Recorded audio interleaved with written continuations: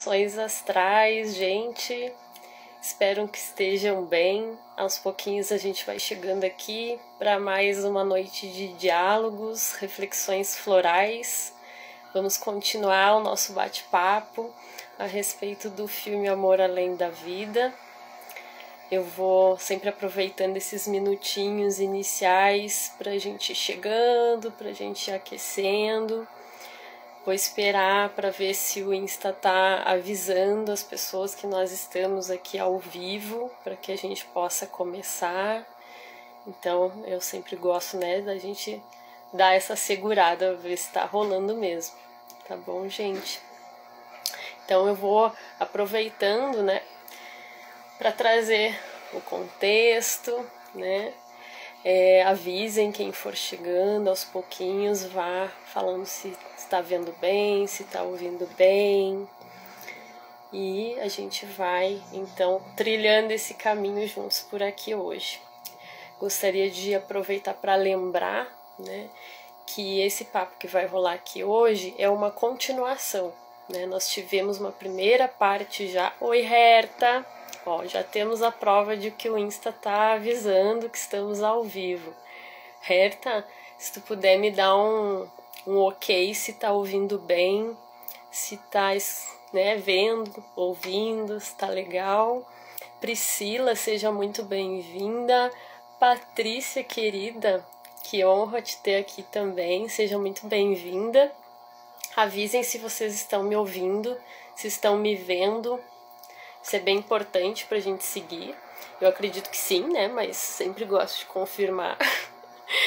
Então enquanto vocês não chegavam, eu aproveitei para já ir falando que essa live, esse bate-papo aqui hoje é uma extensão, né? É uma continuação do papo que já começou a rolar na semana passada, né? Então, quem não viu, obviamente não é critério, né? Não é obrigatório assistir a primeira parte, vai poder participar à vontade aqui hoje, mas é sempre bom, né, a gente acompanhar o que veio antes, porque tem aí uma sequência, né? E quem se interessar, tá gravado. Mercúrio não fez as pazes com todos nós, né? Então ficou tudo gravado, tá aqui, tanto aqui no Insta quanto lá no YouTube, certo, gente? Então, mesmo assim, eu gosto sempre de fazer essa contextualização, né, do que é proposto, né, pra gente aqui hoje. Imagina, maravilhosa é tu, Patrícia, querida. Patrícia também, seja muito bem-vinda aqui. A Patrícia que eu falei, o Gu. Isso. Eu tô me virando aqui com a minha visão também, gente, não reparem. Eu vou tentando ler os comentários juntos, tá? Então, seguinte, gente, para quem não me conhece, eu sou a Marice, eu sou doutora em letras, eu trabalho na área, também trabalhando com filosofia bakhtiniana, me dedico também à dança do ventre desde 2011, praticando, trabalhando e pesquisando. Aliás, um salve para as pesquisadoras, para as mulheres cientistas que cruzam e cruzarem por aqui, né, que hoje é nosso dia, então parabéns para nós. Patrícia eu sei que é também, né, então seja agraciada também, tá? Seja contemplada aqui com esses parabéns e quem mais chegar. Eu também sou estudante de terapia holística e psicoterapia reencarnacionista. Alguns dados, alguns pouquinhos dados, algumas vozes que me habitam, além de muitas outras, né? E o Reflexões Florais aqui, o objetivo é basicamente a gente trazer para a roda alguns assuntos que podem nos estimular a olhar um pouquinho mais para dentro, né?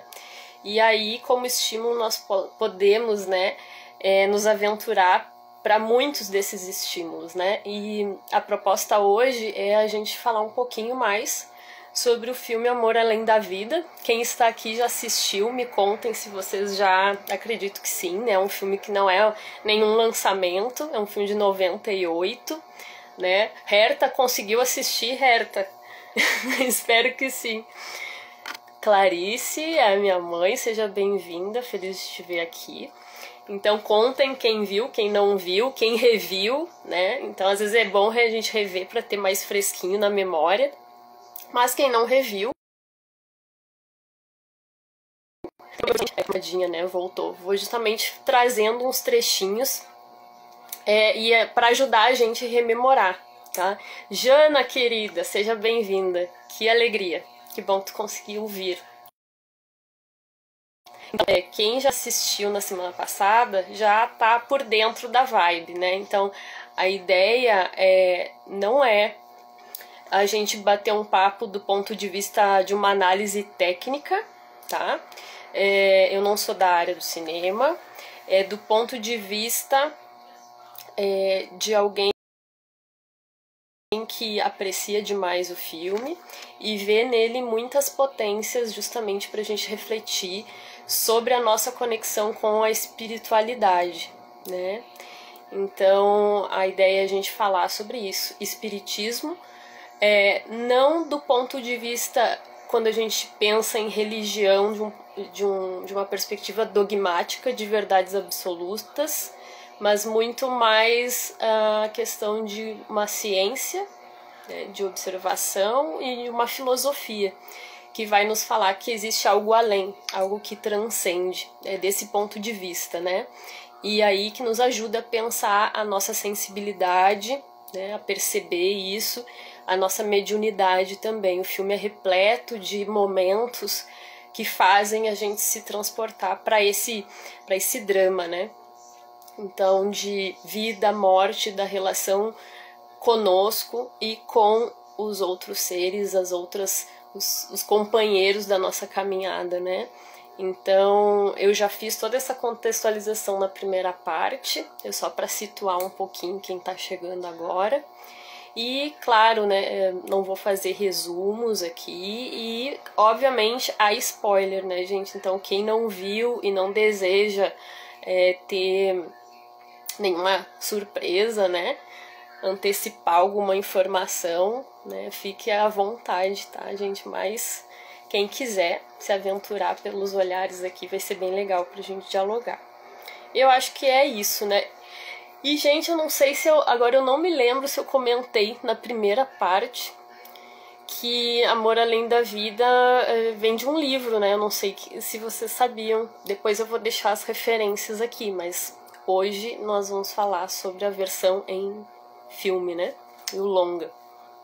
Eu acho que é isso. Então, de onde paramos?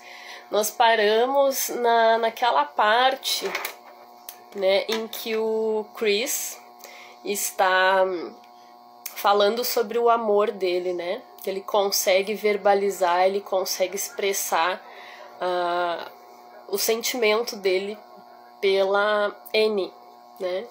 Então, tá todo mundo situado aí nessa partezinha do filme.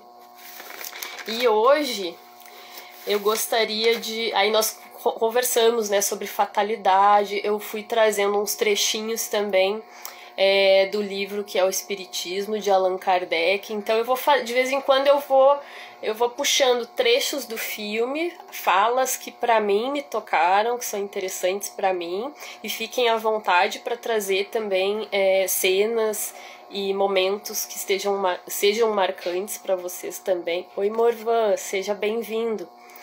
E aí, de vez em quando, eu vou trazendo uns links também, assim, com preceitos da doutrina espírita, pra gente pensar esse olhar reencarnacionista, né? Como eu disse. Então é isso. E aí, agora a cena que eu gostaria de destacar aqui pra gente é justamente quando o Chris morre, quando ele deixa o corpo físico. Vocês lembram como é que foi? Nega Fulô, seja bem-vinda. Bem-vinda. Acho que né? Qualquer coisa me sinaliza, tá? Então, diz assim, aí quando ele deixa o corpo físico, tem uma parte que a gente trancou, voltei. Se vocês não reviram, talvez eu falando vai ajudar. Quando ele tá lá naquele túnel onde ele sofre o acidente, que ele vai resgatar aquela pessoa, e aí voa aquele veículo para cima dele, e aí que ele desencarna, ele começa a escutar uma voz, né? Que parece assim pra gente até então que não sabe ali, né, naquele momento, quem é de fato aquela pessoa, é como se fosse um mentor, né? É como se fosse... E ele chama de doutor, né?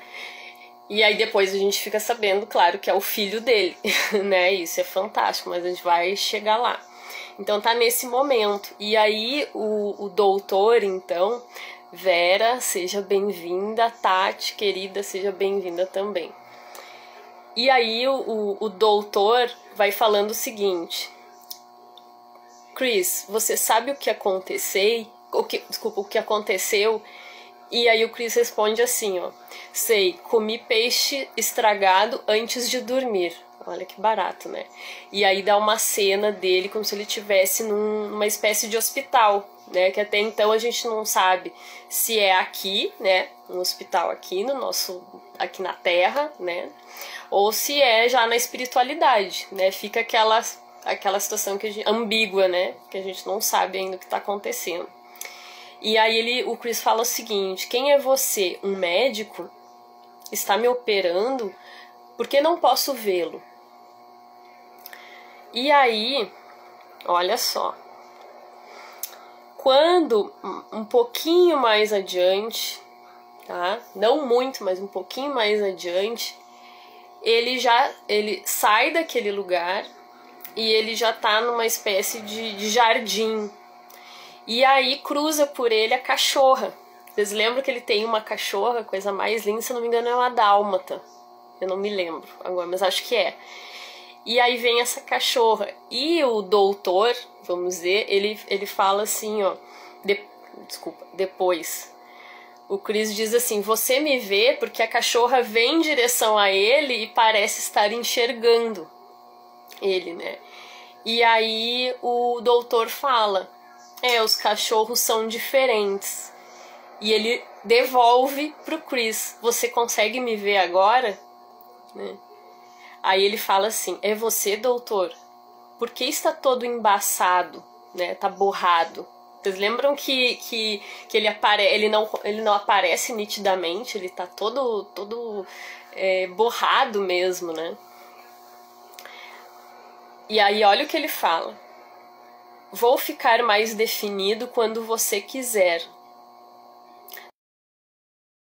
Não por ter chegado em casa tão rápido? Sim, porque daquele hospital lá, ele, né, em seguida ele já se transportou para esse lugar que parecia um jardim, né? E aí, claro, a gente vai saber que é a casa dele, ele vai chegando ali, por isso a cachorra e tudo mais, tá? Aí olha o que o Chris fala: os sonhos não respeitam o tempo não conta. E aí o doutor fala o seguinte, eu vou chamar por enquanto de doutor, tá? Você morreu, Chris.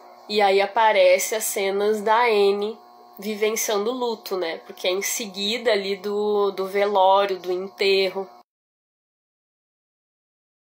Né? Voltei. Tá ali com a família, né? Então tá aquele clima extremamente pesado, doloroso, né? E aí vem essa bomba, né? Aí ele fala o seguinte: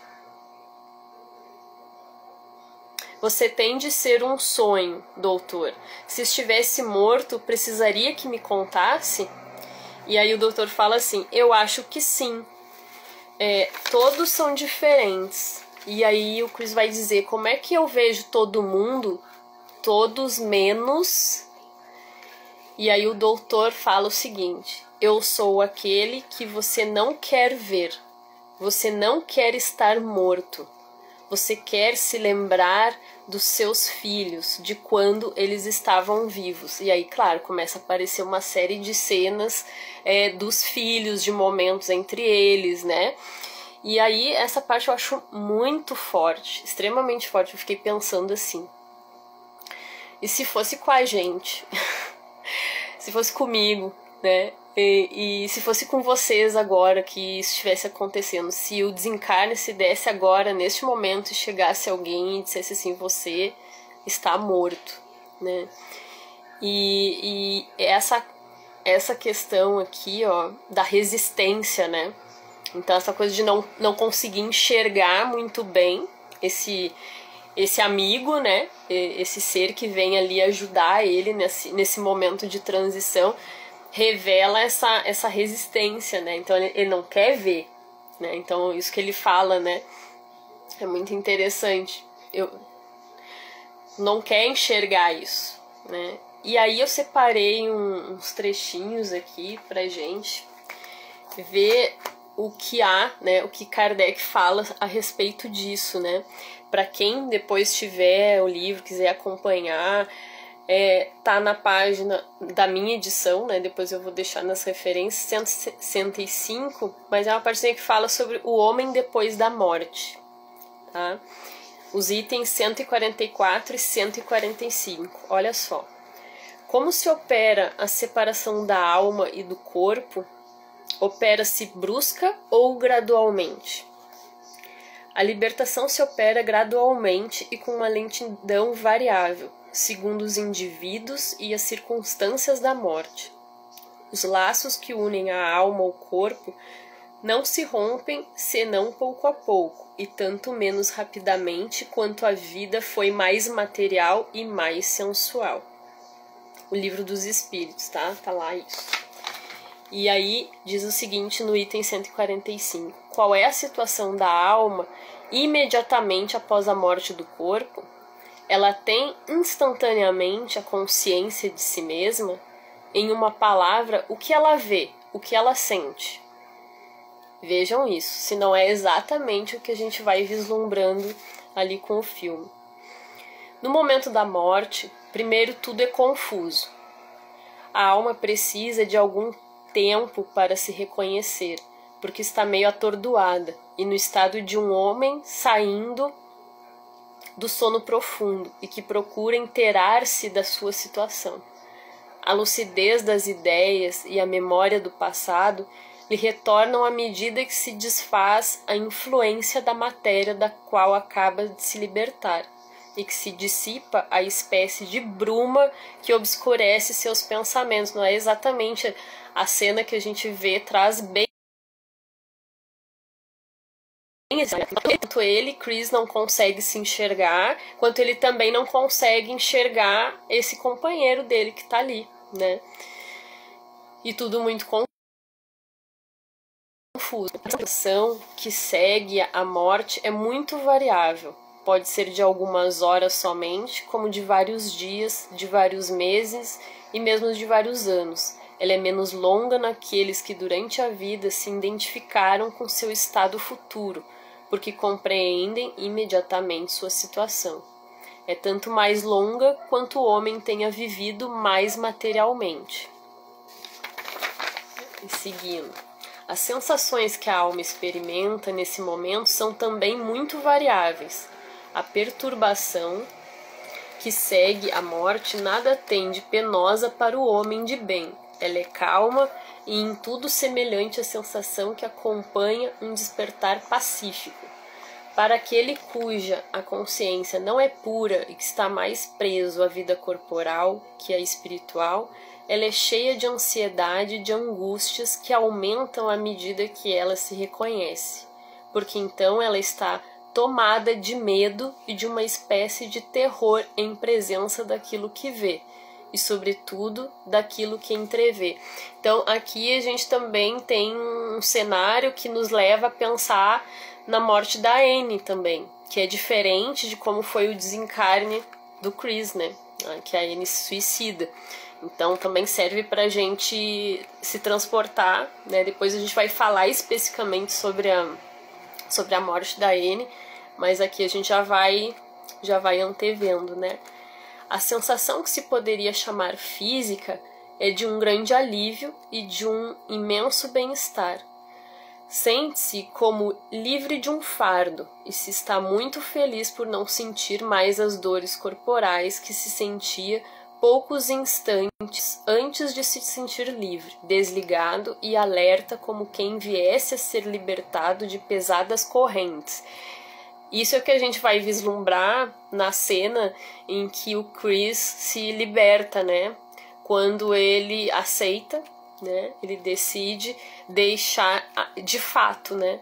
Esse mundo aqui, que ele acolhe, né, o ambiente espiritual, né, quando ele deixa a Anne, né, a gente vai comentar sobre essa cena, porque a gente vê essa alegria, a gente vê já um outro ser, né, renascendo ali, é bem interessante. Vocês lembram dessa cena? Quem já viu?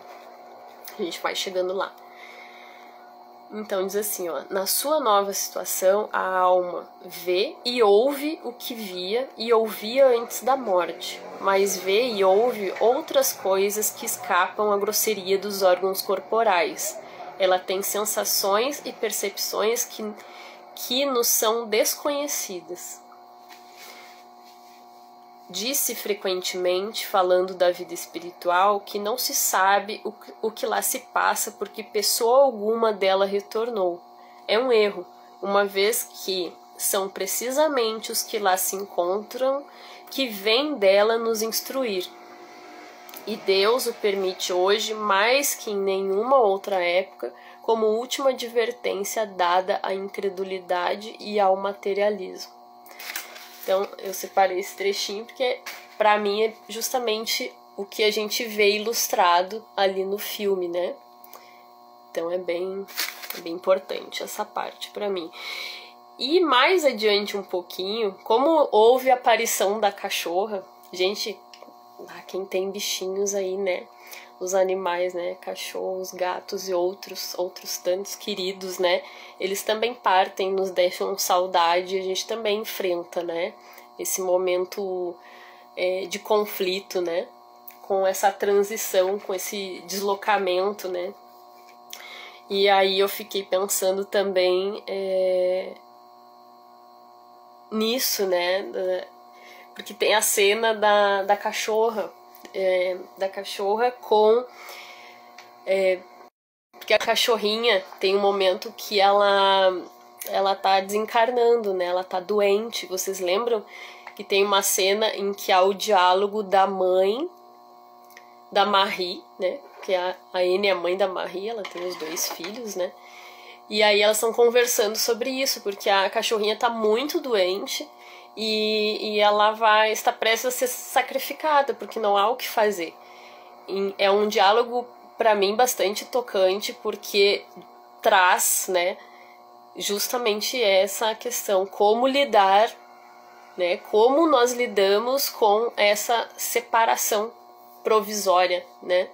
Então, tanto se a gente vai pensar na gente, né, quando nós tivermos que lidar com isso, né, como será, qual é a nossa visão, quais são os nossos sentimentos em relação a isso, o que podemos levar, né, disso tudo, e também em relação aos outros, né, e aí não só seres humanos, né, temos os animais como grandes companheiros também, né.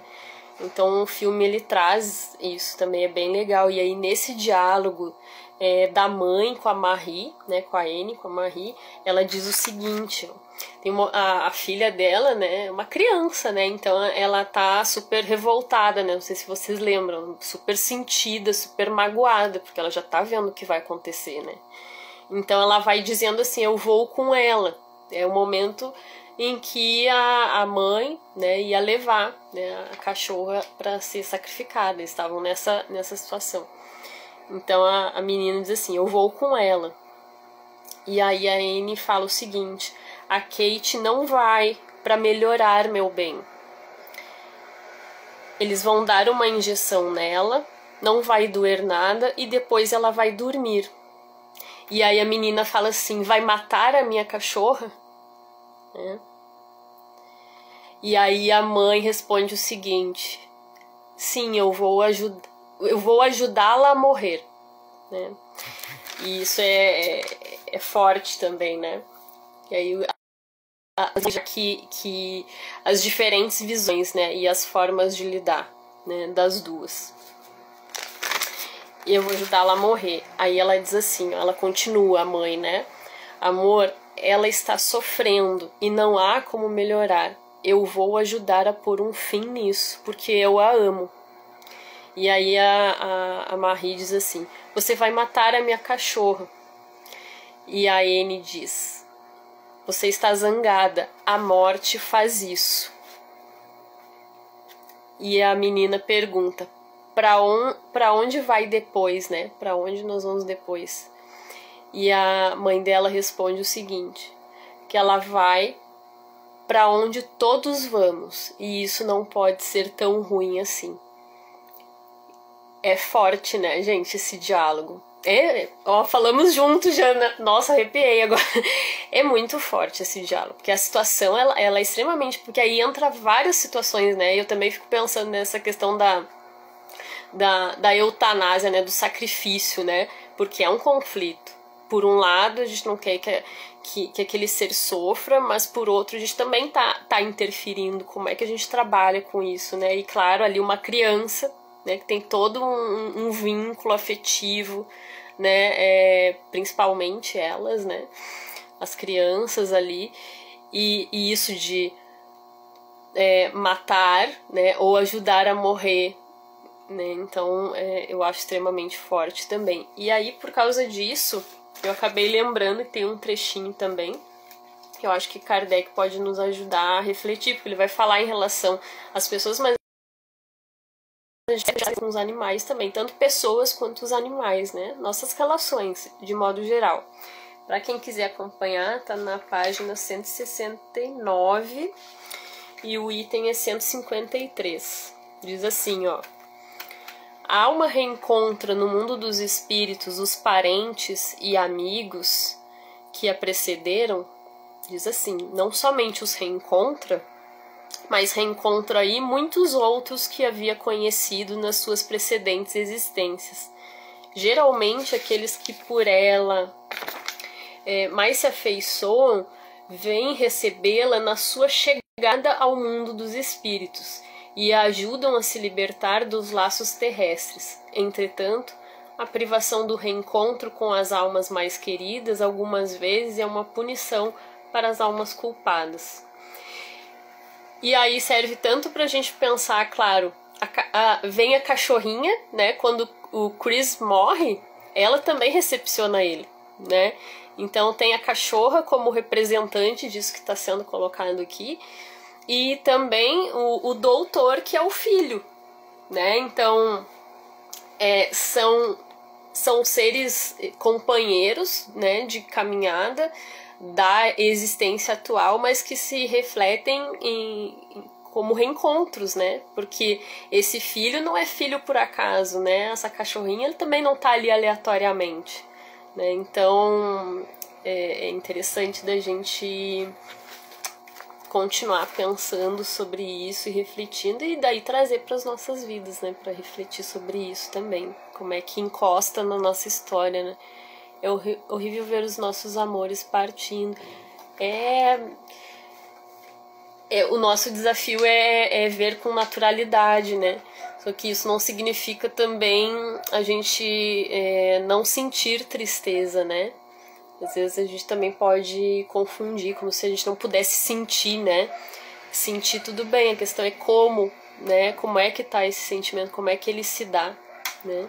Se tem dor, se é apego, né? Porque a gente vai movimentando isso também, né? E aí, mais adiante, na cena do Chris com a Anne, isso também vai vir mais forte, a gente vai chegar lá, né? Então, depois disso, eu vou deixar até pro finalzinho uma coisa, porque eu acho que o que eu ia falar agora, ele vai ser bacana a gente pensar depois com o todo, né? Eu vou deixar essa partezinha para depois. Mas a próxima cena, assim, que eu queria compartilhar, que pra mim é marcante, né?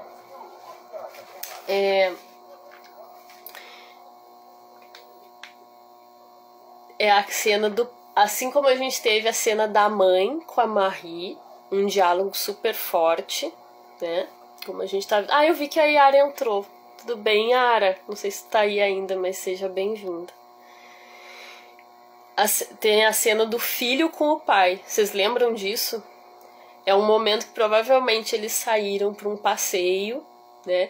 Dá a entender que eles saíram da rotina lá do menino, né, da escola e tudo mais, parece que a mãe nem tá sabendo, é um momento dos dois, assim, né, então, junto desse clima, né, dessa despedida, dessa transição do Chris, vai vindo essas outras cenas, né, essa retomada, né, de situações que eles viveram juntos, né, quando ele estava vivo ainda, é claro.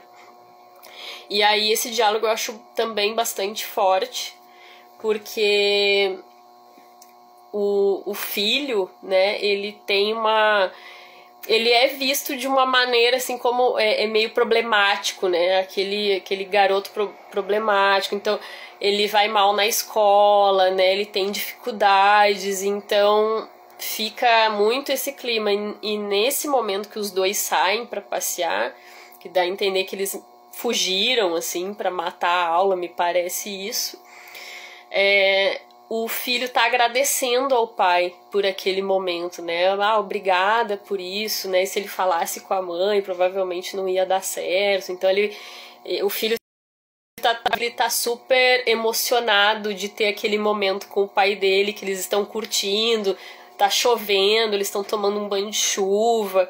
E então, assim, dá pra ver que eles estão vivenciando uma situação super prazerosa ali, né? Só que aí, no meio desse clima prazeroso, o pai, né, o Chris, fala algo assim, ó, até anotei aqui. Que ele diz assim, ó: ah, você sabe como eu e a sua mãe ouvimos um ao outro e que eles tomaram uma decisão. E essa decisão era tirar ele da escola onde ele estudava, né? E aí eles dizem assim, ó: lá não é o lugar para você. Gente, isso é muito forte. E aí dá pra ver, assim, a tristeza, vou falar, é o mínimo, né? Dá pra ver no rosto daquela pessoa, daquele menino, né? A dor dele, né? Então, eu fiquei pensando muito quantas vezes, né, a gente se coloca em situações assim de achar que não estamos no nosso lugar, né? Ou os julgamentos, né? Os julgamentos, então a gente se julgar ou julgar o outro, né? Então, quando a gente não leva em conta o ser, né? A essência, né? A essência desse ponto de vista, o que está lá dentro, né? A gente se deixa guiar pelas influências externas, pelas interferências que vêm de tudo que é mais egocêntrico, né? De tudo que tá fora e que não é o mais importante, né? Então, fiquei pensando, né, que parâmetros aqueles dois ali tiveram para chegar para aquele menino também e dizer, né, ali não é lugar para ti, né? E eles estavam muito na questão, provavelmente, da cobrança, da pressão, para que ele fosse uma coisa que ele não era, né? Então, quantas vezes a gente vê isso acontecendo, né? Com os outros, às vezes até conosco mesmo, né? A gente se vê em situações assim. Então, eu fiquei pensando nessa situação. E aí, logo depois, né? Já temos a cena do velório do Chris, né? E aí diz assim, ó, também peguei trechinhos pra gente ir relembrando, tá? Fiquem à vontade, tá, gente? Se quiserem trazer, forem lembrando de coisas, tá? Eu vou trazendo algumas cenas, assim, que pra mim me tocam, tá? Fiquem à vontade. Aí na cena do velório, eu peguei o trechinho, tá? Da fala. Diz assim, ó: onde estamos agora? É o Chris, né? E aí o doutor, que é o filho dele, né, justamente: talvez não queira ficar, Chris. Este é o seu velório. E aí o Chris vai dizendo assim: eu estou dopado? Você está muito borrado. E aí ele vai, logo depois ele olha para as mãos, né? Eu achei interessante isso aqui, quando ele fala assim, ó: eu estou dopado, você está muito, muito borrado, porque vai refletindo justamente aquela resistência que a gente já falou, né? Aquela pessoa que está ali com ele está dizendo, você está morto, né? E ele diz, você não quer ver. Então aqui, quando ele também de novo coloca mais um dado, né, que não é só agora estar morto, nós estamos no seu velório. Então é mais uma camada para lidar, né? E aí o que ele faz, né? Você tá, né? Eu tô dopado, né? Eu não consigo te ver. Parece aquela coisa assim, não quero lá, não quero ouvir, né? Não parece? Então veio isso. Só que logo depois, quando ele olha para as mãos, ele vai mudando. Ele vai mudando a perspectiva dele também. A gente já vai vendo um acolhimento, né? Oi, Luna, seja bem-vinda. Que bom que tu tá aqui. A gente já vai vendo gradualmente uma mudança. E aí acompanha aquilo que a gente viu no trechinho de Kardec, né?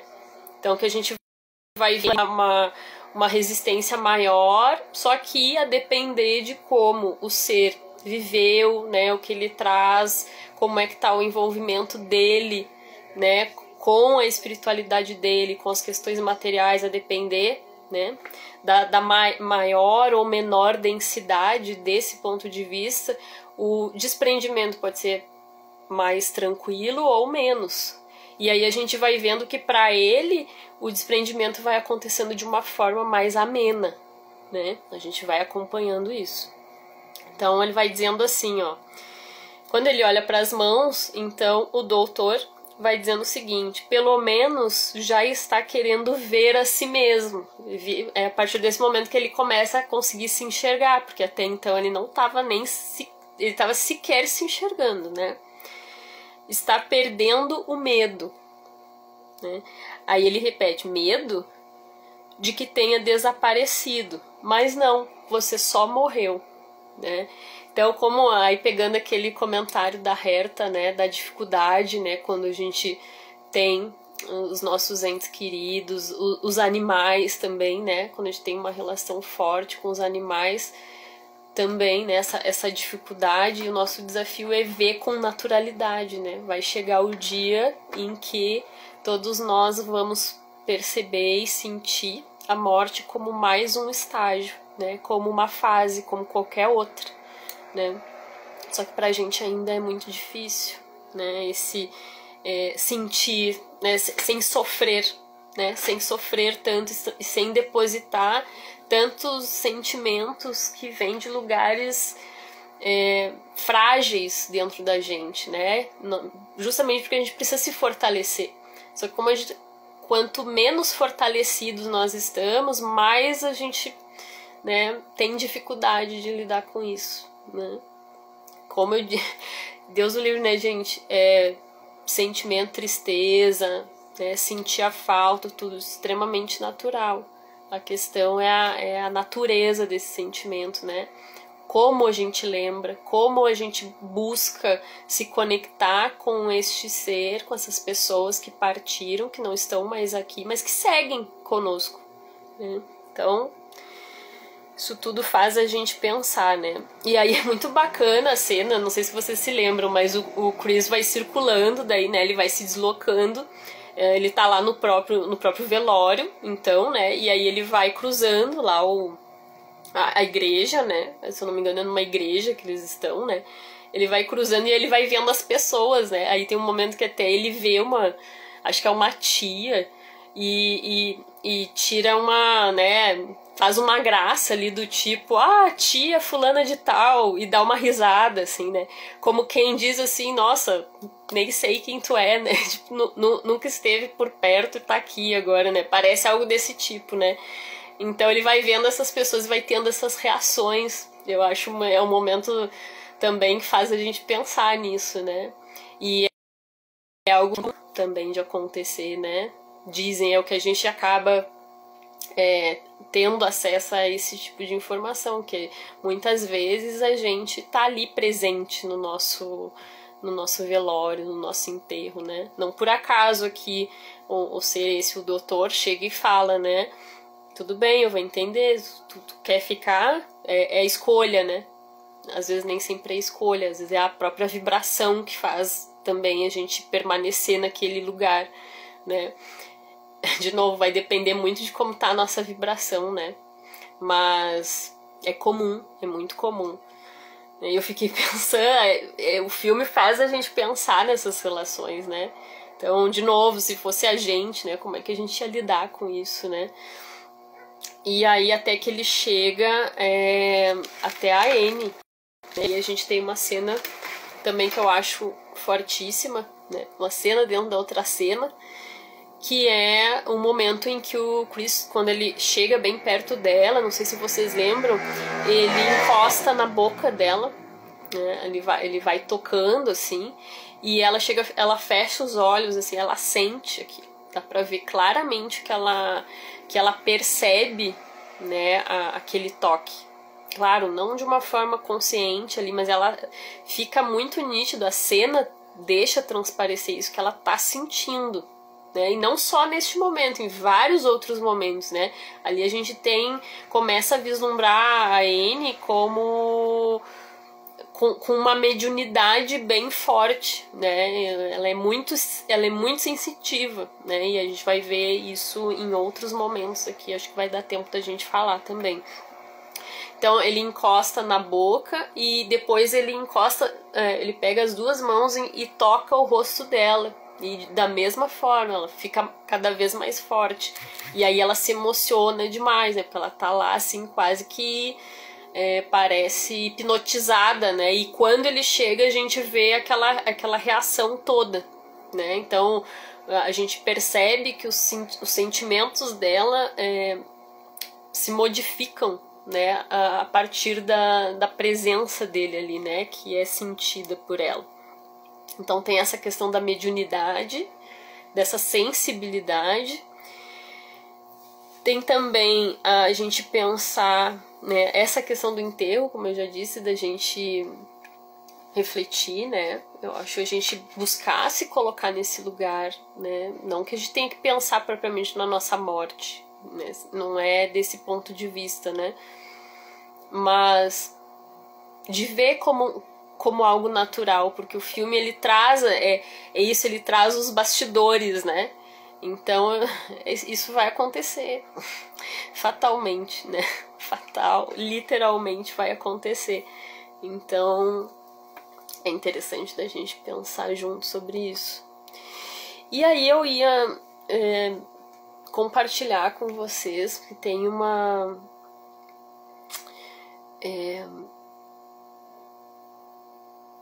tem essa questão assim, ó, de uma coisa que eu acredito, né, por algumas experiências que eu já tive daí com a minha mediunidade, né, que eu vejo assim, quanto é difícil para as pessoas que desencarnam, né, ter esse momento de descrédito, de uma... Como é que eu vou dizer? Tá faltando a palavra. Como se houvesse uma invalidação, né? Pelo simples fato de que tu morreu, desencarnou, não existe, né? E eu passei por uma situação na minha família. Eu tive uma prima que faleceu. À época nós tínhamos a mesma idade, por volta ali de 15 anos, e ela foi assassinada brutalmente, assim, pelo namorado à época. E até acho que eu comentei brevemente, assim, essa história em outros momentos, mas foi algo assim, foi um crime hediondo, porque foi muito brutal.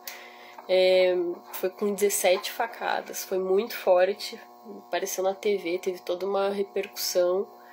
E eu, né, uma certa vez eu fui, né, me desloquei para ver a família, né, depois que aconteceu, a prima da minha mãe, ela era minha prima em segundo grau, né. Nós fomos até lá e eu comecei a enxergar ela, né. Teve todo um envolvimento ao longo de todo o dia, assim, que eu percebia, eu sentia muito forte a presença dela. E houve um momento que ela veio até mim e eu enxerguei ela assim, me pedindo ajuda, sabe? Como se ela veio até mim, assim, ela segurou no meu joelho e disse assim, me ajuda. E eu, até então, eu tava só assim, ó, parecia que eu tava em outro mundo, sabe? Eu não tava ali, eu não era eu e eu não era ela, e era assim que eu tava. Quando eu fui já, eu tava no trajeto, porque ela não morava aqui em Porto Alegre, na mesma cidade que eu, tinha que pegar um trem, né? Porque ela mora numa região próxima, mas a gente precisa pegar um trem. Eu me lembro quando eu saí de casa, gente, eu já tava me sentindo estranha, mas eu não tinha, até então eu não tinha consciência do que já tava acontecendo. Mas eu já tava, assim, parece, assim, que eu tava, sei lá, tava meio dopada, assim. E quando eu peguei o trem, eu me lembro que eu comentei com a minha mãe, nossa, parece que eu já fiz esse caminho muitas vezes. Pra mim não é estranho esse caminho. Mas eu não tinha até então me dado conta. Aí quando nós chegamos, eu não vou ficar contando essa história, mas assim, o que eu quero dizer, quando depois chegou lá e que começou a ficar mais claro pra mim, né, e que eu percebi esse pedido de ajuda, eu busquei de todas as formas, né, através do que eu poderia fazer, né, como canal mediúnico, ajudar naquela situação, né. E ela queria falar com a família dela, né, ela queria falar com o pai, com a mãe, com os irmãos, e foi o que aconteceu. E assim, não vou detalhar, mas houve um momento em que, depois que passou a liberação da parte mais física, né, das dores e tudo mais, próprias do desencarne, né, os sintomas, porque fica no físico, né, e aí nessa hora é liberado também, né, nesse tipo de envolvimento, né, de atendimento, vamos dizer assim. Aí ela começou a falar, ela pôde conversar com a família, né, e aí houve um momento em que o pai dela falava coisas do tipo, e não era por mal, não, de forma alguma, mas é o entendimento, né? Era o entendimento deles naquele momento. E era uma coisa assim, segue teu caminho, sabe? Eles passavam isso assim pra ela, segue minha filha, segue em paz, tipo, vai. E ela dizia, desesperadamente, ela dizia assim, gente, eu nunca vou me esquecer. Ela falava, eu existo, eu sigo viva. Eu me emociono só de lembrar disso, foi muito forte. E aquele sentimento, sabe? Eu tô aqui, eu tô, é um pouco assim, não me manda ir pra lugar, não é assim. Eu tô aqui, sabe? Segue a mesma coisa, eu tô viva, eu existo, sabe? E depois dessa vivência, dessa experiência, eu nunca esqueci dessa sensação, sabe? Então, todas as vezes que eu percebo algum comentário, algum depoimento que traga de alguma forma muito esse discurso do segue a luz, né? Vamos olhar melhor para isso, né? Vamos ver de uma outra forma, né? Então, assim, quando ela falou isso, porque ela colocou pra fora todo o sentimento dela, todo aquele desespero, sabe? E aí eles sentiram, entenderam, se abraçaram, e aí houve uma acolhida de outra forma. Aí houve a acolhida de, ok, a minha filha, ela desencarnou, mas ela segue aqui. Ela segue viva e ela vai continuar entre nós, né? Ela só vai agora para um outro lugar, vai continuar, né, as tarefas dela, né, para seguir com os propósitos dela, mas ela não deixou de existir, né? Então isso, nossa, isso, e aí foi a partir disso que houve a liberação, sabe? Aí ela começou a conseguir se liberar, tirar aquele peso pra, sabe, se libertar daquela angústia que tava ali. Por que eu tô trazendo isso? Porque isso aparece no filme, aparece exatamente assim, né? Um pouco mais adiante, a gente vai ver essa fala, inclusive, né? Então, eu trago assim como um depoimento, né? Porque eu vejo que há muita dor, né? Imagina, aí se a gente traz, né, a gente pra gente aqui, pro nosso contexto, né? Se a gente desencarnar, imagina a situação, a gente desencarnou, tá? E aí, daqui a pouco, a gente não ter com quem conversar, não ter com quem falar e essa ideia de que desaparecemos, porque a gente morreu, deu, acabou, foi. Como é que ia ser?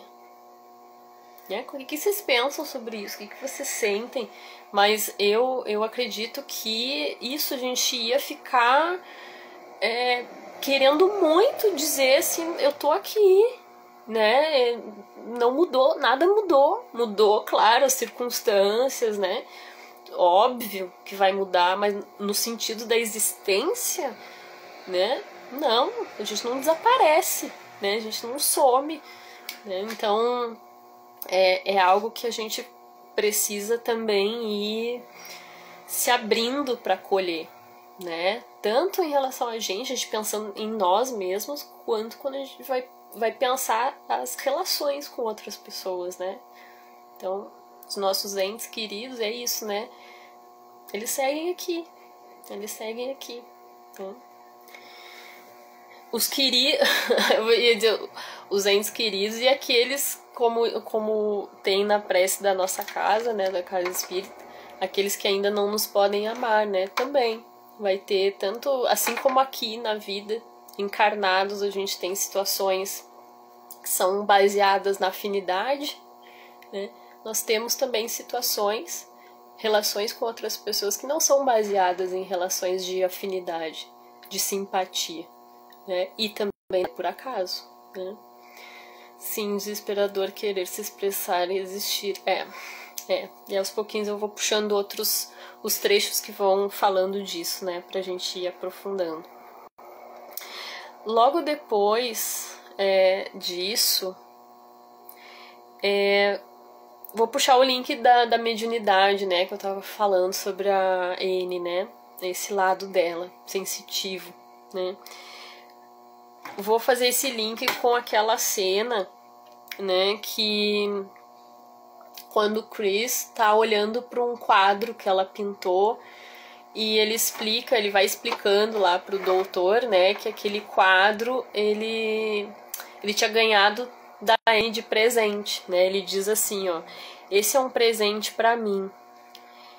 É o nosso aniversário do D duplo, né? Então aí a gente vai ver aqui pela segunda vez a referência ao D duplo, né? Que segundo ele vai dizendo assim, é um dia especial para nós, é a versão dela do nosso lugar, né? Então tem aquele quadro maravilhoso, vocês lembram do quadro que ela pintou? Então tem uma árvore linda, aquele céu maravilhoso e a figura de um homem, né? Daí provavelmente é ele, né? Que ele até comenta sobre isso. E aí o doutor pergunta, né? Seu lugar? Aí ele vai falando, onde nós nos conhecemos, onde íamos nos aposentar, eu acho, viver o resto de nossas vidas, envelhecendo juntos. É preocupação, né, nessa hora, porque aí a gente vê, né, os planos, né, e é bem o que acontece, né, a gente planeja, mas nem tudo é como a gente planeja, né, então eu ia ouvindo e ia pensando nessa situação, né, então envelhecendo juntos, bem ali é a casa dos nossos sonhos, né, aquele ali sou eu, aí ele aponta para aquela figura masculina. E aí ele diz assim, a borrada é a N, porque tem a figura de uma mulher e ela tá toda embaçada, né? E aí faz a semelhança, né, do doutor, que ainda tá embaçado para ele, né? Por isso que ele diz, né, a borrada é a N. Parece um pouco familiar, doutor, né? Então tem essa cena. E eu gosto dessa cena porque eu fiquei pensando, aparentemente ela não, né, pode passar batido assim pela gente, mas eu acho que ela complementa essa questão justamente da mediunidade, da sensibilidade. Por quê? Porque tem a arte no meio, né? E a gente sabe que a arte é uma forma de estimular demais a nossa sensibilidade e de abertura, né? De haver uma ampliação com a conexão espiritual. É um canal, né? Um portal que se abre, né? Tudo que a gente faz, mas aqui pegando esse link falando especificamente da arte, né? Que é uma coisa que a personagem ali, né? Mobiliza, né? Ela trabalha com isso, então, e a arte nesse caso, através dos quadros, é a forma como os dois se comunicam muito, né? Através dessa arte. Então isso é muito forte no filme, né? Inclusive o próprio céu do Chris dela, né? Eles reverberam, né? Esse mundo que ela mobiliza através da arte dela, né? Oi, Carlinhos, que bom te ver aqui. Seja bem-vindo. Então eu achei interessante pegar por aí, né? A gente não esquecer que esse envolvimento artístico ajuda demais, né, a gente a conectar com o que tá extra, né? Com o que não tá só dado aqui posto, né? Que não tá aqui à mão, visível. A gente acessa outros canais, né? Então eu acho bacana de falar sobre isso. Logo depois, na sequência, né, Patrícia? É demais, demais, demais, demais. Nossa, vocês gostam, gente? Falem aí. Eu tenho uma relação bem forte com a escrita, com a dança. E todas as vezes que eu consigo dar vazão pra isso, eu percebo demais, assim, ó, a liberação das toxinas. Muda instantaneamente, parece que existe uma... muda a vibração. Reparem vocês, quando vocês também escrevem, quando vão ouvir uma música, quando vão cantar, a Patrícia que tá aqui, né, canta, dança também, né, trabalha, a gente move o corpo, quanto essas práticas nos ajudam demais, né, a elevar a nossa vibração, né, não significa que por isso a gente vai deixar, somos seres perfeitos por isso, não, mas são estratégias, né, nesse mundo, não falando de estratégia de um ponto de vista mecanicista, tá? De forma alguma. Eu tô falando que são recursos que a gente traz que estão a serviço, né? Estão a serviço da gente. E fica também, né, como um estímulo, né, pra gente buscar, cada um de nós aqui, o que eu posso fazer, né? O que eu posso fazer para me conectar melhor com a minha espiritualidade, o que eu posso fazer para estimular a minha sensibilidade, né, para olhar para esses lugares de vulnerabilidade, né, porque é isso que faz a gente crescer, a gente evoluir, né, é por aí. E aí logo depois, né, como a gente está nesse aspecto também da mediunidade, tem a cena que a Annie tá em luto, né? E que há um momento de comunicação direta ali com o Chris, né? Então a gente tem um avanço aí, né, dessa relação. E aí o Chris vai falar assim, ó: o enterro acabou, doutor. Por que estamos indo além do enterro? Isso é forte também. Aí, nesse momento, só pra situar quem não lembra, se não tem o filme tão fresquinho, é o momento que ela tá super revoltada, a Annie. E daí, claro, já faz um tempo que o Chris faleceu. E ela tá lá revoltada, ela tá escrevendo como se ela estivesse desabafando, né? Ela tá fala sobre o analista dela, né? O terapeuta, tá super pessimista, tá super, assim, a gente vê, né, numa carga super depressiva, né? Então ela fala palavrão, ela tá colocando ali pra fora toda a raiva dela, toda a indignação, a descrença dela, né? Imagina, eu fico pensando, né? Essa mulher, ela perdeu os 2 filhos juntos e logo depois o grande amor da vida dela, né? Então, não é fácil, né, gente? Nossa, que situação, que situação. E aí, enfim, ela tá colocando tudo isso pra fora, né? E aí, quando ela tá escrevendo, me chama a atenção quando ela tá escrevendo e ela escreve o nome do Chris, é quase que junto, né? É simultâneo. O Chris vai chegando. O Chris vai se aproximando dela, né? Ele vai chegando ali. E aí ele vai escutando, obviamente, né? Ele vai escutando, ela não tá falando em voz alta, ela tá pensando, mas ele tá já se comunicando com ela. Ele consegue, obviamente, escutar o que ela tá pensando, né? E aí ele tem uma hora que ele fala assim, Jesus. Quando ela tá falando tudo aquilo, né? Ele fala Jesus. Quando ele falou esse Jesus, eu fiquei pensando que, pra mim, não sei como vocês interpretam, mas pra mim eu fiquei pensando em duas, assim.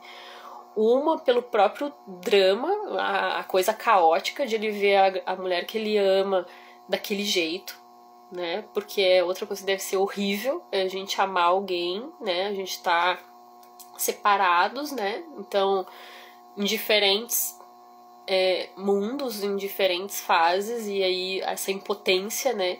Essa impotência de não poder fazer nada diretamente, né?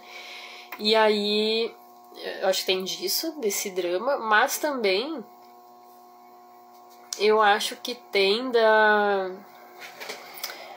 Eu fiquei pensando nisso. Pra mim, eu suspeito que esse Jesus tem a ver com o fato de ele sentir que ela percebe ele. Eu não sei, vocês depois me digam, né? Se voltarem lá no filme. Porque aí eu pego justamente isso. Quanto é... Porque é difícil, né, gente? Assim, desencarnou, tu quer te comunicar. Pensa assim, tu tá sedento por te comunicar. Tu acabou de desencarnar. Como é que tu pode te expressar, tu pode criar um vínculo com alguém, tu pode te dizer, tu pode fazer alguma coisa.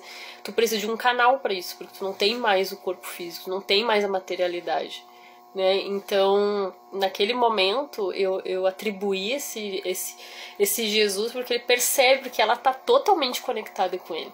Quando ela escreve lá Chris e ele tá lá, parece que os dois já tem, já gera ali automaticamente uma ligação entre os dois, né? Tá estabelecido o contato já.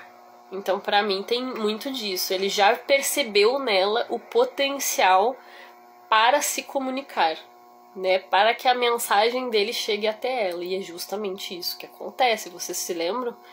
Aí, olha só, eu trouxe o trechinho, ó. O trechinho da fala dela. Eu estava olhando os cartões postais dele. Só um trechinho, não peguei tudo, tá? Os cartões postais dele. Ele era obcecado por quadros. Ele usava a arte como um novo modo de me amar, de me ajudar, de nos mantermos juntos. E aí ele vai falando com ela. Olha isso. N, estou aqui, amor. Deixa eu ver. N, estou aqui, amor. Eu ainda existo. Ó, por isso que eu contei aquela história, né, também. Vem aqui. Eu ainda existo. Está pensando em mim. Continue pensando em mim. Então ele não sei se vocês lembram, mas nessa cena ela tá sentada na mesa escrevendo e ele tá em volta dela, ele tá quase assim em cima dela, sussurrando assim no ouvido, ele tá bem próximo, né? E ele vai falando essas coisas, ele vai querendo que aquilo se fortaleça dentro dela, né? Então ele vai repetindo tudo isso, ó. Continue pensando em mim. Você está comigo sempre. Aí ele vai dizendo assim, ó. Terminávamos as frases um do outro. Você se lembra? Eu ainda existo.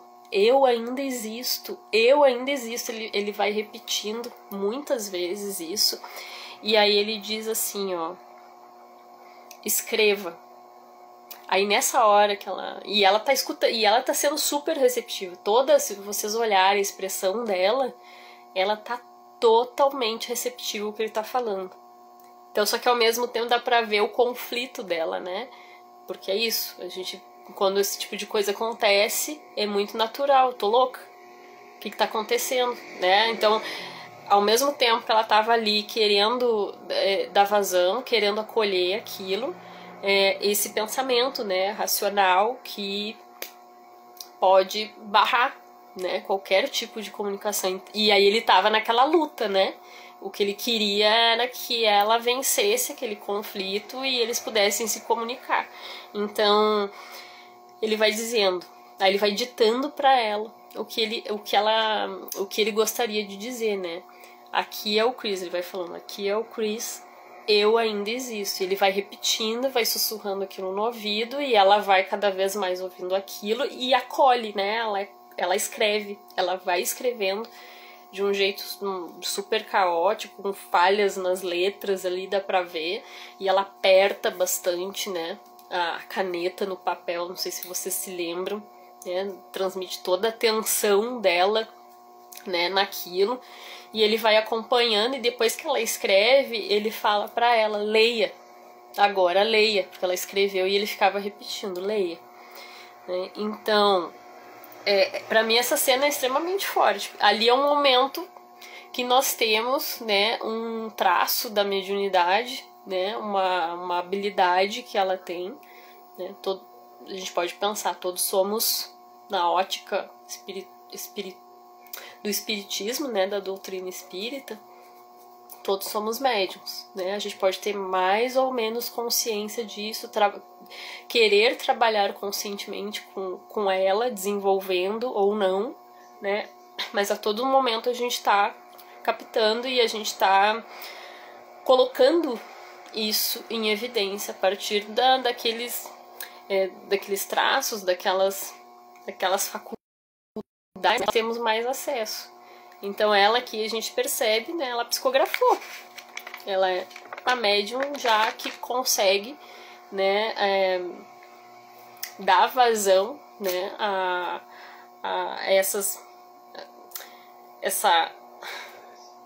como é que eu vou dizer? Ela consegue dar vazão à expressão entre eles, seja entre eles ou qualquer outra situação, né? Ela consegue colocar isso, né? Ela consegue ser a porta-voz, né?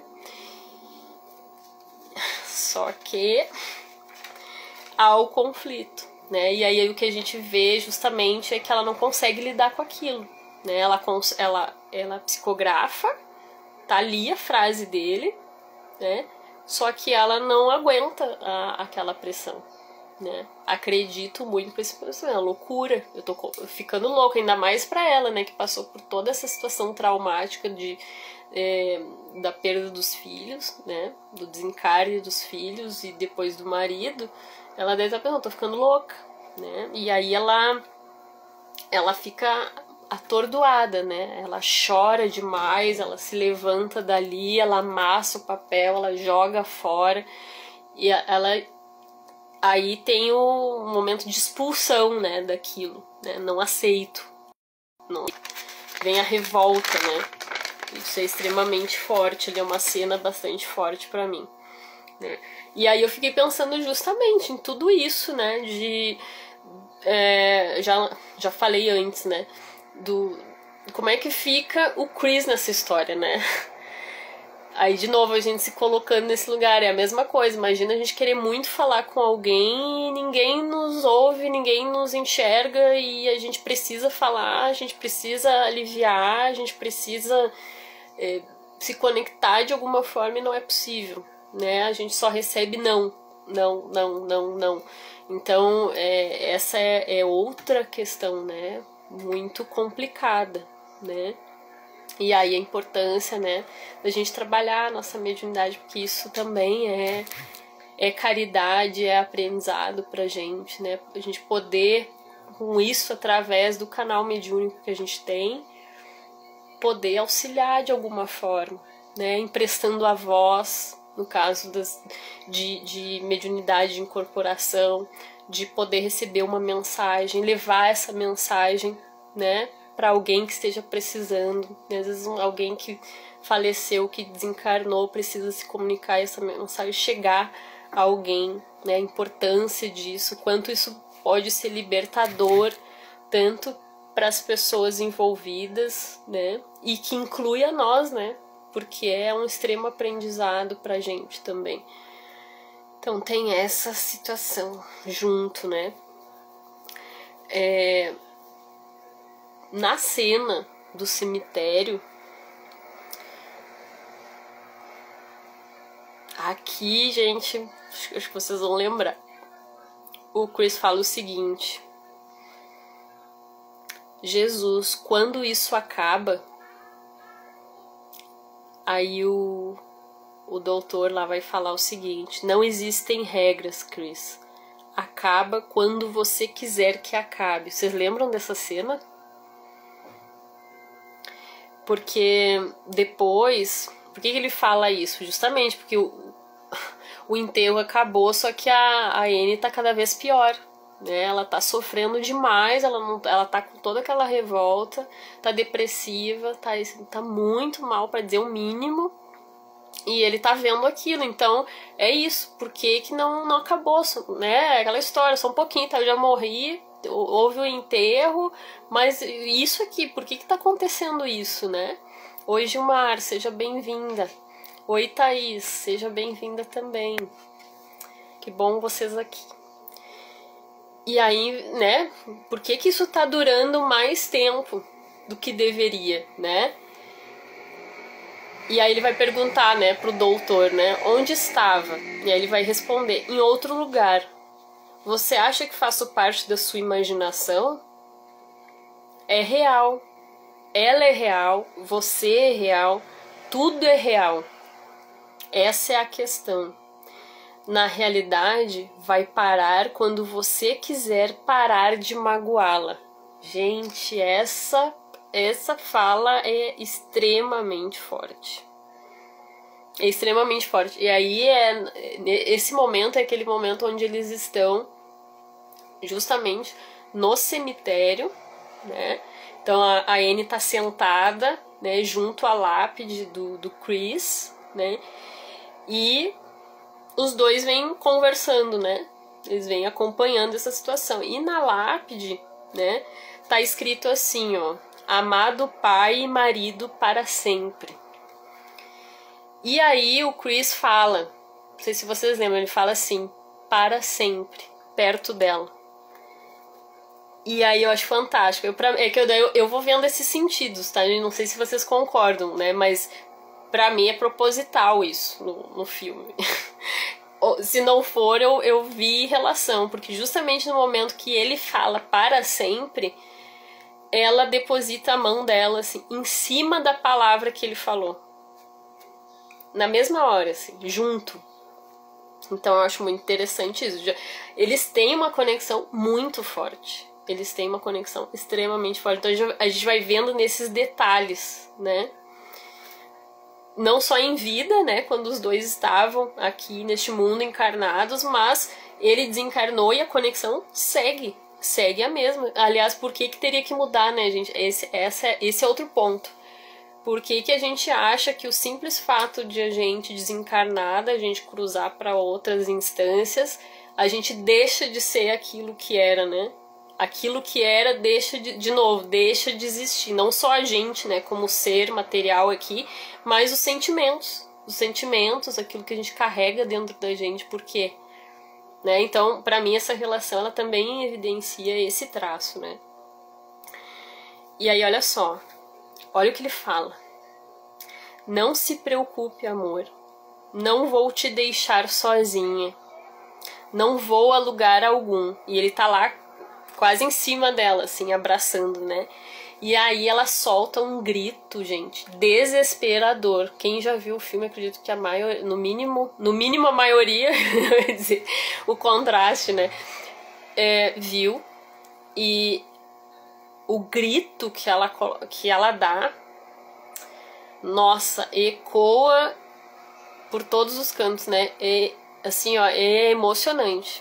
É desesperador o grito que ela dá, né? E é tão forte isso que logo depois bastou ela deixar ecoar isso que estava ali dentro dela, aquele sentimento, né? Diante do que o Chris estava mandando para ela, né? Ele só diz o seguinte: adeus, amor. E ele deixa ela. Aí é a cena que aparece ele saindo de perto dela. E eu não sei se vocês repararam, mas pra mim, logo que ele se distancia, a gente vê no semblante dela um alívio. Vocês não acham? A gente vê assim, parece que sai um peso, assim. Sabe? Porque ela tá toda carregada, ela tá naquela tensão, ela tá ali desesperada. Cuidem, basta ele, quando ele diz adeus e ele sai, muda o semblante dela. É aquela coisa assim, opa, sabe? Parece assim, foi tirar com a mão. Olha o peso daquilo, né? Então aqui eu lançaria assim, eu fiquei pensando em no mínimo 2 questões. Uma é justamente isso, o alívio. Ou seja, os dois, por mais que eles se amem e que a relação deles seja maravilhosa, nessa situação os dois estavam se fazendo muito mal. Um retroalimentando o outro, né? Então, assim, porque o Chris, ele desencarnou, né? O lugar dele não é mais aqui, né? Mas pelas culpas, né? Ele tem situações ali, falas, né, que mostram o quanto ele se culpa, né? Por não estar perto dela, né, pelo fato de ela estar daquele jeito, por ele ter deixado ela, né? Por ele estar na condição que ele está e tudo mais. Isso faz ele permanecer. E a preocupação, que é natural, né, gente? Quando a gente tá preocupado, a gente não é assim aqui em vida. Se a gente tá preocupado com alguém, a gente não fica ali querendo estar perto, querendo cuidar, querendo, né? É a mesma, de novo, é a mesma coisa. Não muda porque a gente desencarnou, né? Então, às vezes a gente precisa, parece óbvio, mas é uma chave que a gente precisa virar a todo momento, né? E pra mim essa cena, ela mostra justamente isso. O quanto os dois estavam ali nessa situação, numa relação que não estava sendo saudável, né? Então, porque a Anne sentia demais e sente a presença dele, né? E os dois não podem estar juntos, né? Então, e sentir a presença dele não propriamente ajudava ela, por mais que a intenção dele fosse essa. A gente vê, né, quando ele diz eu acho, gente, como eu chorei quando eu revi essa cena, porque ele tá ali e a gente sente cada fibra dessas palavras dele, né? A gente percebe assim todo o cuidado, todo o amor, todo, sabe, assim, se ele pudesse, assim, ele moraria com ela, né? Então a gente vê justamente esse sentimento. Eu tô aqui, eu não vou te deixar. Tu não vai estar sozinha nunca, né? Só que justamente esse excesso, né? Esse cuidado todo não estava fazendo bem para ela, né? E aí a gente vê isso naquele grito que ela dá, né? E aí quando ele se vai, para mim o outro aspecto é a prova do amor. Eu não sei vocês, mas pra mim ali é uma cena que me diz, que me confirma que os dois são realmente almas companheiras ou almas gêmeas, como queiram chamar, né? Que eles têm essa relação muito forte e que é amor. Porque foi só no momento em que ele percebeu o quanto ele estava fazendo mal para ela estando ali, que quando ele entende que a presença dele não estava fazendo bem e que ela estava sofrendo com aquilo, ele se vai, né? Então é por amor, é renúncia. Amor desapega, amor renuncia, por amor, né? Então ali para mim é extremamente forte isso, né? Porque é mais fácil, a tendência é a gente ficar apegado. Não é assim aqui nas relações? Então, é isso aí. Quer estar junto, quer estar apegado, quer estar... Não interessa em que condições. E ali não. Ele viu, eu preciso ir. Eu preciso ir por ela, por mim, por nós, né? Então, pra mim tem esse fortalecimento aí da mensagem de amor, né? E pra gente finalizar, tá? Pra gente não ficar nessa energia de dor também, né? Logo em seguida, graças, né, a gente vai ter o desprendimento dele, porque aí, pensa só, ele tava numa situação também se colocando extremamente tensa, e não era a situação que ele também queria, né? A gente pode deduzir isso, né? Quando ele deixa ela, com isso ele abre uma porta para vivenciar a história dele, né? E a história dele, a gente vai ver que é levar com leveza esse processo de transição, porque é o que a gente começa a ver.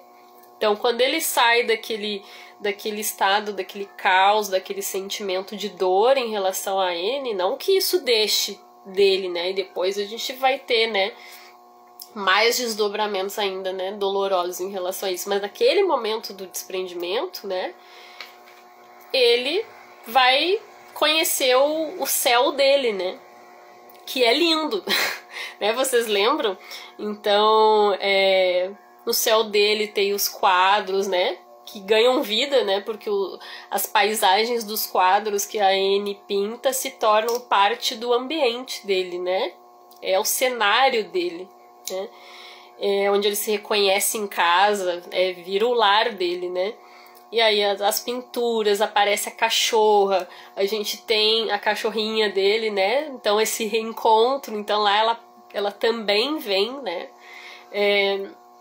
A pintura, vocês lembram que ele desliza pelo chão, porque é tudo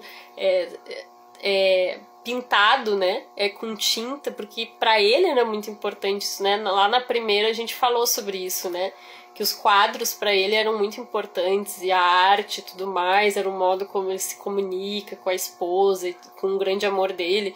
Então, assim, isso tem é muito significativo na narrativa dele, né? E tudo que ele ama tá lá no céu dele, né?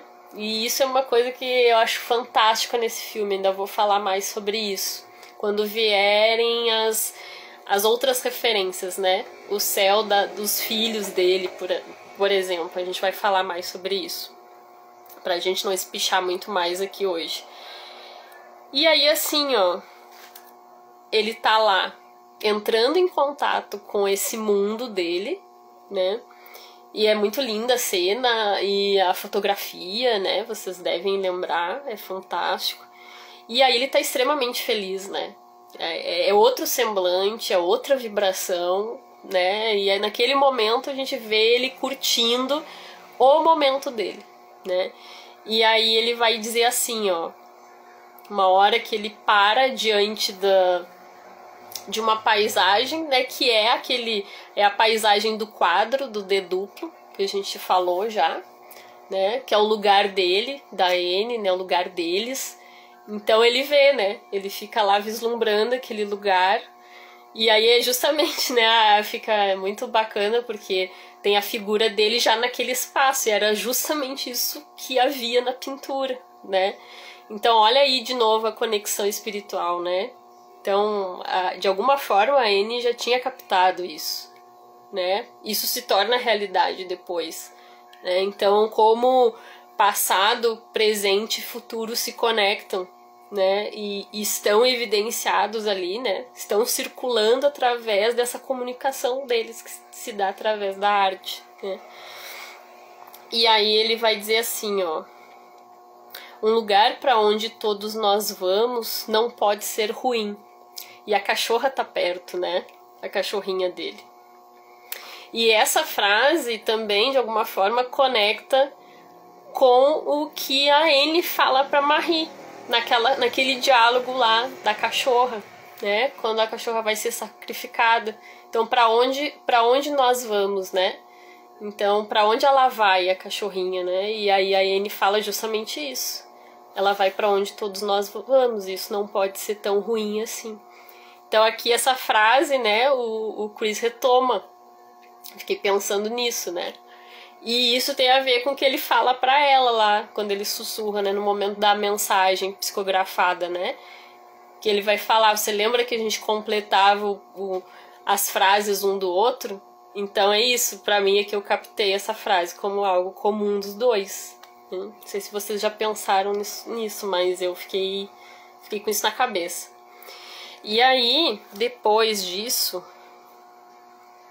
deixa eu ver. Tá, aí tem toda essa vibração, né, de esperança, de alegria, ele dá uma gargalhada super gostosa, é fantástico o clima que tá rolando lá, e aí ele diz assim, ó, talvez eu não esteja no seu céu, garota, talvez você esteja no meu, e solta aquela gargalhada linda, e grita forte o nome da Anne, né, ele deixa ecoar, né, no espaço, o nome dela. É muito lindo. Aí tem um momento que ele reconhece, que ele vê, aí ele consegue enxergar, né, o doutor. Só que pra ele não consegue ainda ver o que é o filho dele. Ele ainda aí ele enxerga o doutor, né? Que tem uma outra forma, né? Então, mas ali ele consegue ver que é o doutor Albert, que foi o professor dele, se eu não me engano, né? Se eu não tô enganada, é isso aí mesmo. Só que ele era, né, tinha um outro jeito, né? Então o professor fala, né, que tinha 63 anos, se ele esperava ver um velho de 63 anos reclamando e tudo mais, aí ele aparece dançando, né, em cima da água, né, por cima da água. Então tem esse clima, assim, né, gostoso de um novo momento, né? E aí depois, claro, a gente vai falar mais sobre isso, né? E pra gente fechar então, gente, eu só quero falar mais uma coisa, né, do quanto, se vocês quiserem deixar comentários, perguntas, daqui a pouquinho eu já retomo aqui nos comentários, tá? Aproveitem que a gente já tá finalizando, se quiserem, fiquem bastante à vontade. Mas só pra gente concluir aqui, a questão de trazer os preceitos assim do espiritismo e a gente trazer essas reflexões, né? Como o espiritismo, as filosofias, né, reencarnacionistas de modo geral, né? Mas aqui eu tô falando do espiritismo, né? Que a gente vê, né, o consolador, né?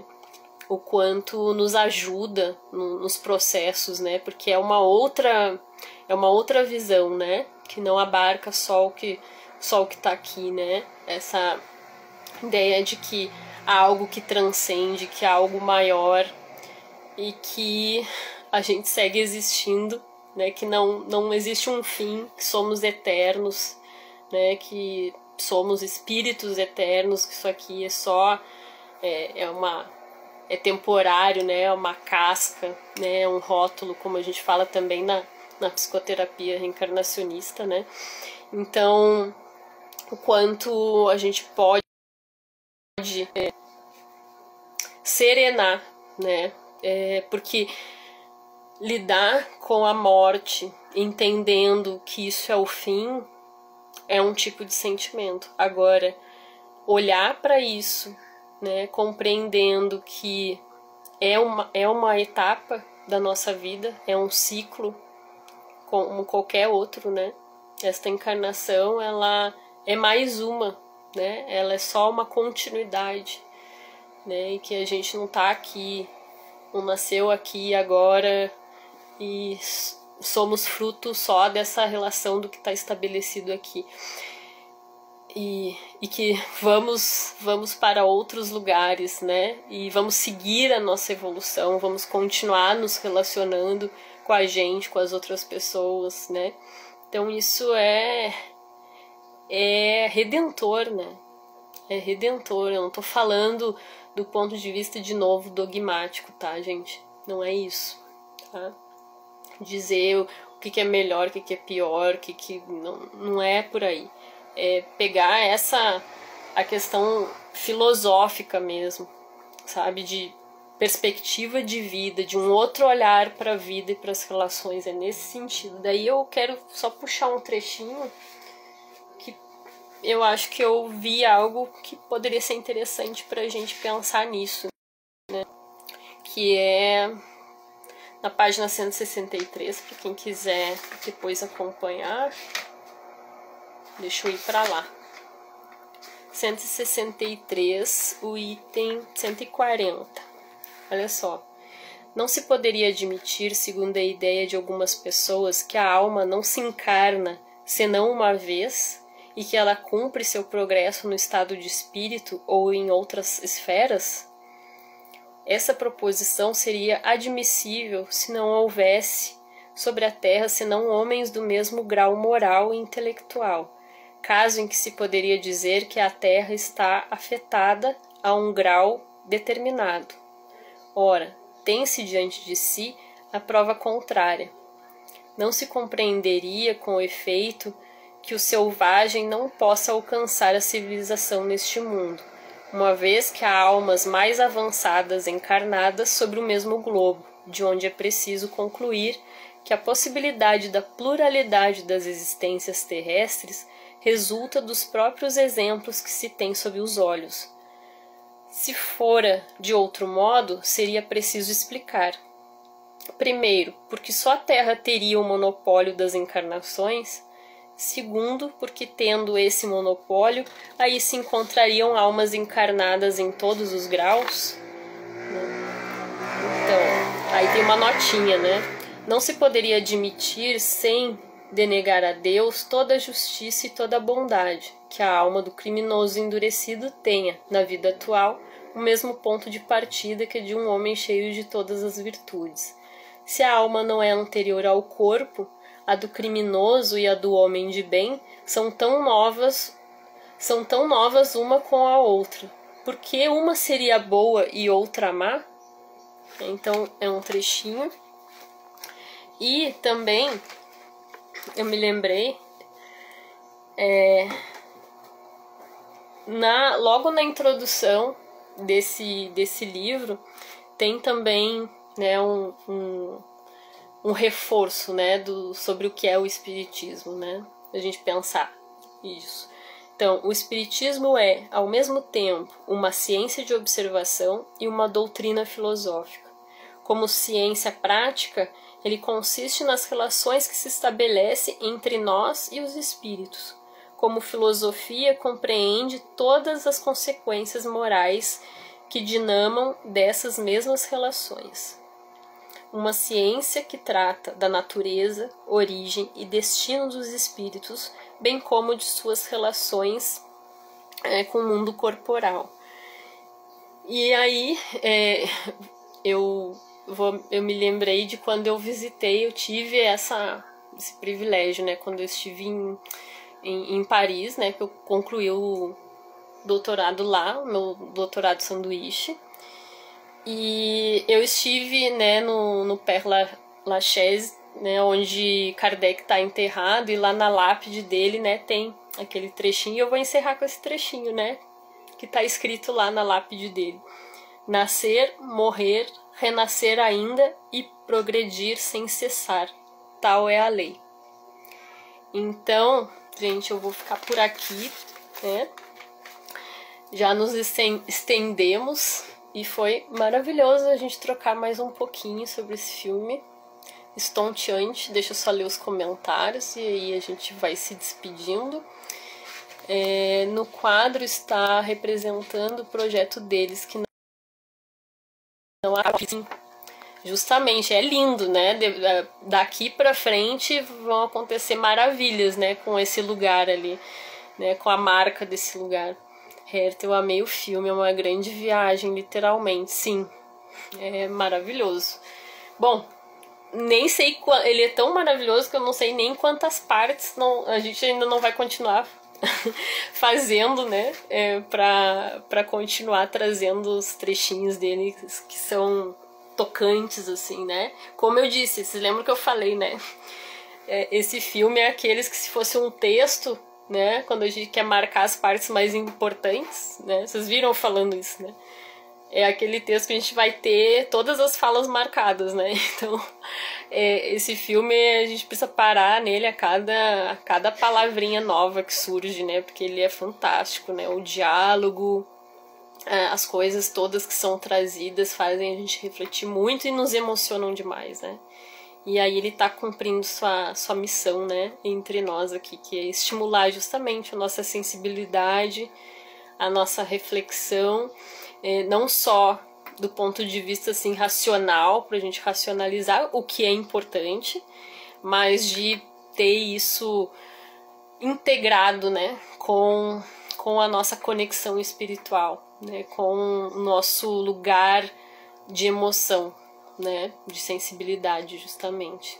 Então vamos ficando por aqui, né, gente? Eu agradeço muito pela presença, quem voltou, quem vai chegar, e eu espero que vocês tenham gostado, espero que vocês possam continuar, que na próxima a gente possa continuar trocando ideias, porque vou seguir falando. Tá, a gente chegou, acho que agora, talvez nem na primeira hora ainda do filme. Então a gente vai seguir ainda, e quem quiser, quem estiver gostando e quiser dar sequência e trazer também suas contribuições, trazer seus aspectos aqui, né, o que tocou, o que emocionou, vai ser fantástico. Tá, gente? Então, curtam, compartilhem, deixem comentários se algo reverberou aí, se fez sentido, que eu adoro saber também, ter esse feedback de vocês. Certo, gente? Um beijo grande e até a próxima, então. Até a próxima semana com mais diálogo. Tchau, tchau, gente.